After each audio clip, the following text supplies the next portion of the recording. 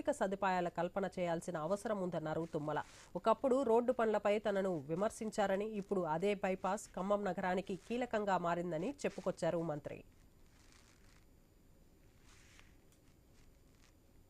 కార్యక్రమాలు పూర్తి చేసుకుంటే ఖమ్మం పట్టణం యొక్క సౌకర్యాన్ని అందాలని చూసి పక్క మున్సిపాలిటీలు కూడా మేము ఖమ్మం పట్టణంలో ఉండాలి, ఖమ్మం పట్టణంలో రోడ్లు గాని లైటింగ్ గాని మంచినీళ్లు గాని విద్యా వైద్య సౌకర్యాలు బ్రహ్మాండంగా ఉన్నాయి కాబట్టి రాష్ట్రంలో ఎక్కడైనా ఇల్లు కట్టుకొని ఉండాలంటే మేము ఖమ్మంలో ఉండాలనుకునేటట్టుగా ఉండాలి.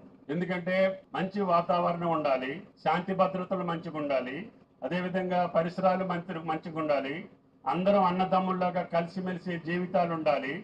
కక్షలకి కార్పణ్యాలకి అదిరింపులకి బెదిరింపులకి ఏమాత్రం అవకాశం లేకుండా కులాలకు అతీతంగా మతాలకు అతీతంగా ప్రాంతాలకు అతీతంగా అందరం సుఖంగా సౌఖ్యంగా బతకటమే ముఖ్యం. ఇంకా చాలా కార్యక్రమాలు చేసుకునేవి ఉన్నాయి.